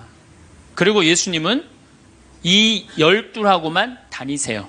그리고 요한복음 6장 다음에 7장에는 뭐라고 써 있느냐면은 이들이 예수님을 죽이려 함으로 예수님은 더 이상 공식적으로 돌아다니지 않고 몰래 숨어서 갈릴레아만 다니셨다고 그래요. 그러니까 이 12하고만 그냥 돌아다닌 거 죽이려고 그러니까 피해서. 그러니까 예수님 그렇게 죽어가는 고관아들 살리고 38년 동안 배짜다 연못에 누워있던 사람 살리고 5,000명 먹이고 생 난리를 쳐갖고 막 5,000명이 따라다니다가 결국은 몇 명 건졌느냐? 12명 건진 거예요. 여러분들 5,000명 중에 12명 건진 예수님이 나요? 100명 중에 50명 건진 제가 나요? 누가 나요? 내가 낫지 않아요? 아니 내가 예수님보다 나은데 뭐 그 예비교 50명 떨어졌다고 실망할 게 뭐 있어. 나는 가끔 한심한 레지오 단장들이 있어요. 신부님 우리 단원이 10명인데 오늘 2명밖에 안 나왔습니다. 그래서 둘이서 울면서 개응을 했습니다. 우리 레지오 해체해야 될까 봅니다. 이렇게 오는 단장이 있는데 한심한 단장이죠. 10명 중에 2명 나왔다 그러면 20% 지지받는 단장이야. 자, 5,000명 중에 12명 남긴 예수님이 나요? 10명 중에 2명 나온 단장이 나요? 누가 나? 단장이 훨씬 나은 거예요. 또 요즘 우리나라 구역 반모임 활성화를 위해서 굉장히 많이 노력하죠. 근데 많은 경우 반장님들, 구역장님들이 실망해요. 우리 구역이 10세대인데 3세대밖에 안 나온다. 4세대밖에 안 나온다. 이렇게 실망하는 분들이 굉장히 많아요. 그러면은 10세대 중에 3세대나 4세대 나오면은 이건 본당 신부보다 난 사람이에요. 예수님보다는 뭐 더 난 사람이고 실망할 필요가 뭐 있어. 예수님 뭐라고 그러냐면 너희 중에 단 두세 사람만 모여도 내가 그곳에 함께 있겠다. 그러면 됐지 뭐 이렇게 욕심이 많아요. 그러니까 여러분들 모든 사람들한테 인정받는 건 쉬운 일이 아니고 인정받으려고 할 때 우리 인생이 피곤해지고 화가 난다 이거예요. 여러분들 요즘 나는 가끔 텔레비전 보면서 총리들도 대통령도 막 신발 막 던지고 막 결함 막 던지고 그러잖아요. 대통령한테도. 우리가 남이 나한테 평가하는 게 전부는 아닙니다.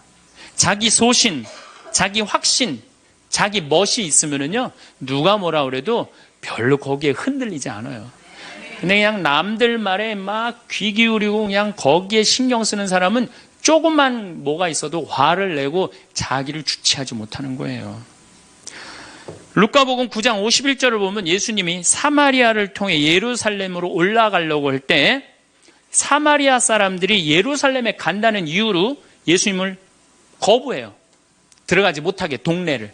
그 동네로 지나가면 지름길로 갈 수 있는데 그러니까 야고보하고 요한이 열받아갖고 뭐라 그러냐면 하늘에서 불을 내려다가 살러버릴까요? 얼마나 열받았으면은 하늘에서 불을 내려다가 살러버릴까요? 그래요. 근데 예수님은 이 둘을 꾸짖고 돌아가세요. 아, 예수님도 돌아가는데 우리가 화가 난다고 그냥 열 지르는 사람마다 전부 다 정면 돌파할 필요는 뭐가 있어요? 그렇지 않겠어요? 우리도 예수님처럼 돌아갈 상황이 되면 돌아갈 줄 알아야 됩니다. 세상 사람들이 다 나를 몰라준다 해도 화낼 일도 아니에요. 공자님은 뭐라고 그러셨느냐? 진정한 성인은 자기를 몰라줘도 분노하지 않고 유유자적할 줄 아는 사람이 진정한 성인이라고 그랬어요.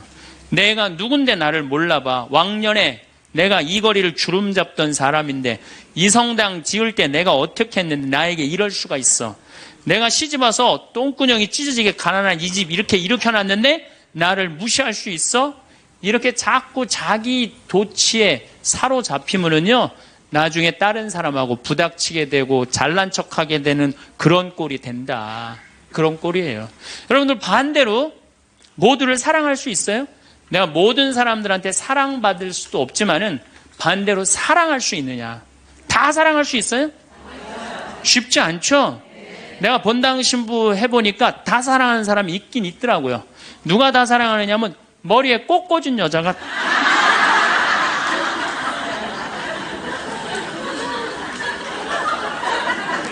이게 모두를 사랑한다는 게 쉬운 게 아니에요. 근데 우리는 뭐에 지금 세뇌가 되어 있느냐면 성당에 나오면 어떻게 해야 된다고 생각해요?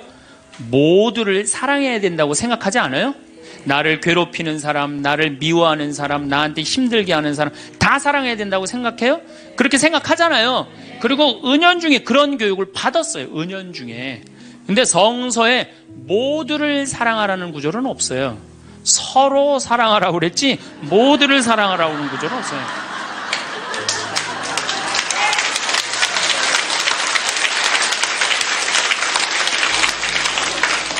그러면은 이 모두를 이 사랑하는 게 얼마나 어려우느냐 요 얘기만 하고 다음 시간에 얘기하도록 하겠습니다. 사람은요 동그란 사람이 있고 네모난 사람이 있고 세모난 사람이 있고 별난 사람이 있어요. 그렇죠? 근데 꼭 사람 중에 삐죽한 사람이 있어요. 삐죽한 사람. 말 한마디라도 꼭 아프게 하는 사람이 있어요. 그래갖고 내가 그냥 마음 먹고 파마를 싹 했단 말이야. 마음 먹고.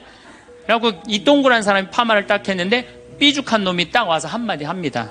파마를 왜 그렇게 했어? 얼굴이 떡판 같아 보이잖아. 그럼 이 동그란 사람 피가 뚝뚝 떨어져요? 안 떨어져요? 뚝뚝 떨어지는데 동그란 사람 특징은 뭐냐? 남한테 싫은 소리 하면 안 되는 줄 알고 있는 거예요. 그러니까 동그란 사람이 그렇게 내 가슴에 피가 떨어지면 한마디 해줘야 될 거 아니에요. 내가 떡판이든 뭐든 네가 무슨 상관이냐 이렇게 얘기를 해야 되는데 동그란 사람은 파마를 왜 그렇게 해서 얼굴이 떡판 같잖아. 그러면 동그란 사람이 뭐라고 그러냐면 그러게 해다 보니 그렇게 됐네. 그리고 어디 가서 울기 시작하냐면 성당에 가서 울기 시작하는 거예요. 예수님 저 삐죽한 여자가 나보러 떡판이래요. 근데 예수님 당신이 정말로 십자가에서 참고 인내하고 용서하고 사랑했으니까 나도 참고 용서하고 인내하고 사랑할게요. 그래갖고 그냥 겨우 어떻게 주체할 수 없는 걸 다스려갖고 고해성사를 봤어. 고해성사를 봐갖고 용서를 했어. 자기하고 예수님하고 신부님하고는 화해를 했는데 그 삐죽한 사람하고는 화해했어 안 했어요? 삐죽한 사람은 찔렀는지도 모르고 몰라요. 그 사람 피가 흐르는지도 몰라요. 그런데 더 동그란 사람이 미치는 건 뭐냐면 그렇게 찔러놓고 딴 데 가고 막 헤거리고 또 수다 떨면은 동그란 사람이 속으로 무슨 생각이 들어요? 넌 웃음이 나오니? 난 지금 피가 뚝뚝 흐르는데. 가을이 돼갖고 그냥 마음 먹고 성당을 나왔는데 삐죽한 놈이 동그란 사람한테 한마디 또 합니다. 아니 요즘 남편이 돈 못 벌어? 옷을 왜 이렇게 후줄구리하게 입고 다녀? 그러면 또 피가 뚝뚝 떨어지는 거야. 이 동그란 사람 여러분들 삐죽한 사람 만나야 돼? 만나지 말아야 돼? 만나면 안 돼요. 이 삐죽한 놈 누구 소개시켜줘야 되냐면 별난 놈 소개시켜줘야 돼. 별난 놈. 찔러도 안 나오는 별난 놈. 이런 놈 소개시켜줘야지 어떻게 모두를 사랑할 수 있어요. 그거는 불가능한 얘기예요. 모두를 사랑한다는 거. 그러니까 여러분들 오늘 이후로 나는 모든 사람을 사랑할 것이다. 그러면 나중에 누가 망가지냐면 내가 망가져요. 네, 모두를 사랑하면서 자기가 완전히 망가지는 거예요. 모두를 사랑하면서 기쁨은 다행인데 모두를 사랑하면서 그걸 끌어안느냐고 속에서 부글부글 끓어. 그냥 화가 꽉 차 있는 거죠. 그러면은 다음 시간에 정말 모두를 사랑하는 일이 얼마나 어려운 일인지 이야기 나누도록 하겠습니다. 성공한 사람들을 보면 크게 두 부류로 나뉘는 걸 알 수 있습니다. 하나는 자신이 성공했다고 여기저기 떠벌리고 다니는 사람들, 그리고 또 하나는 조용히 아무 말 없이 자기 삶을 사는 사람들입니다. 우리는 흔히 성공을 하면 자연스럽게 자랑하고 싶어질 거라고 생각하죠. 좋은 차를 사고 비싼 시계를 차고 SNS에 멋진 사진을 올리고 싶을 겁니다. 왜냐하면 그렇게 하면 남들이 나를 더 인정해 줄 거라고 믿으니까요. 하지만 현실은 그렇지 않습니다. 오히려 진짜 성공한 사람들은 그렇게 행동하지 않습니다. 왜냐하면 보여줄 필요가 없기 때문입니다. 돈이 많다고 높은 자리에 있다고 유명하다고 해서 굳이 그걸 드러낼 필요는 없습니다. 그걸 아는 사람들은 이미 알고 있고 모르는 사람들은 알 필요가 없죠. 그런데도 굳이나 성공했다고 떠드는 사람들이 있습니다. 그런 사람들은 왜 그럴까요? 간단합니다.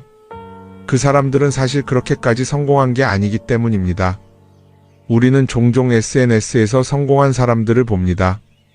해외여행을 가고 고급 레스토랑에서 밥을 먹고 멋진 차를 타고 다니는 모습? 그런데 가만히 보면 그런 걸 보여주는 사람들은 언제나 뭔가를 팔고 있습니다. 강의를 팔든 자기 브랜드를 홍보하든 아니면 단순히 자기 자존감을 유지하려고 하든 간에 결국 목적이 있는 거죠. 진짜 부자들은 그렇게 하지 않습니다. 오히려 조용히 아무도 모르게 자기 일을 합니다. 왜냐하면 자랑해서 얻을 게 없기 때문입니다. 오히려 괜히 잘난 척했다가 사람들에게 이용당하거나 시기와 질투를 받거나 쓸데없는 오해를 사는 게 더 피곤합니다.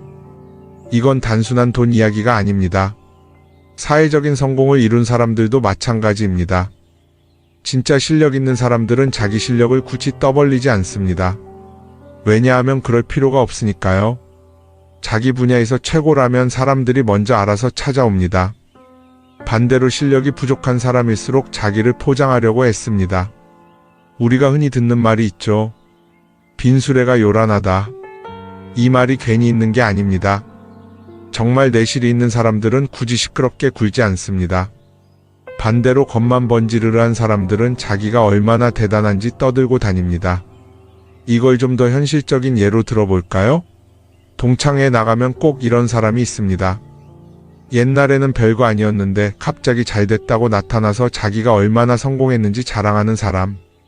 처음에는 다들 와 대단하다 하고 들어주지만 시간이 지나면 어떨까요? 대부분 속으로 이렇게 생각할 겁니다. 저 사람 뭐 저렇게까지 티를 내? 결국 그런 사람은 점점 멀어지게 됩니다. 반면에 정말 성공한 사람들은 조용합니다.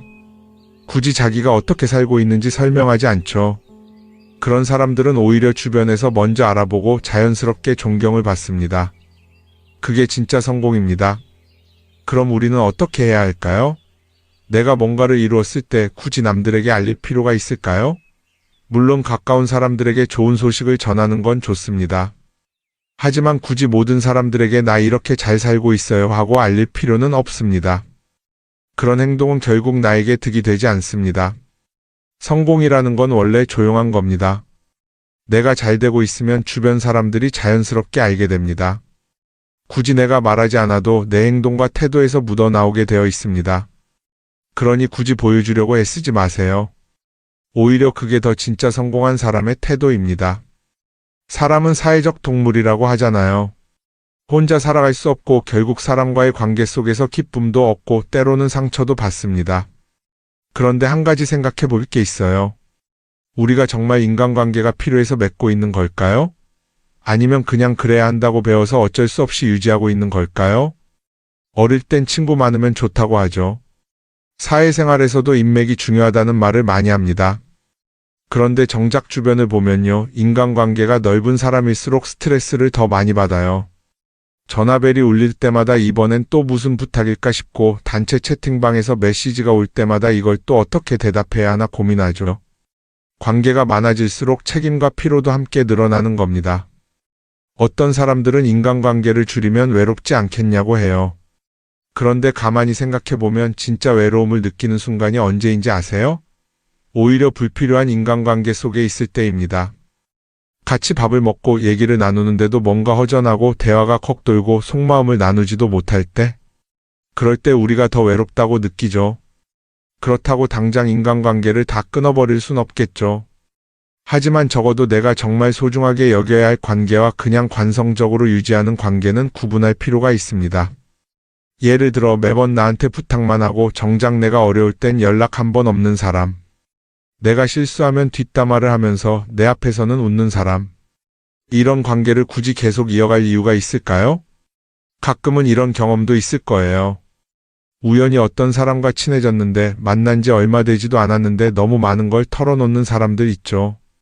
자기 속사정부터 가족 문제, 직장 고민까지 쏟아내는 사람들. 이런 경우 두 가지의 가능성이 큽니다. 하나는 그냥 감정적으로 의존할 사람이 필요해서일 수도 있고 또 하나는 내가 믿을 만한 사람인지 떠보는 걸 수도 있어요. 어떤 경우든 이런 관계는 오래가기 어렵습니다. 사실 친밀함이라는 건 시간이 필요한 법이에요. 적당한 거리를 두고 천천히 서로를 알아가야 하는데 초반부터 급격하게 가까워진 관계는 쉽게 무너지는 경우가 많습니다. 처음엔 친하다고 생각했는데 어느 순간 사소한 일로 틀어지고 결국 남보다 못한 사이가 되는 거죠. 그러면 인간관계를 어떻게 해야 할까요? 답은 간단합니다. 억지로 맺지 말고 굳이 유지하려고도 하지 않는 거예요.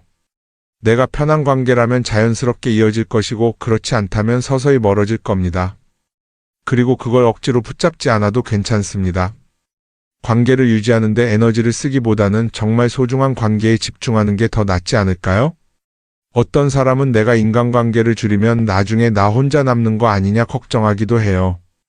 그런데 생각해보면요, 진짜 나를 위하는 사람은 많지 않아요. 인간관계를 줄인다고 해서 완전히 혼자가 되는 게 아닙니다. 오히려 불필요한 관계를 정리하고 나면 남아있는 관계들이 더 단단해지고 가치 있게 느껴질 겁니다. 예전엔 인맥이 자산이라는 말을 많이 했어요. 그런데 요즘은 꼭 그렇지도 않죠. 오히려 불필요한 인간관계가 많으면 그게 짐이 될 수도 있어요. 적당한 거리, 적당한 선.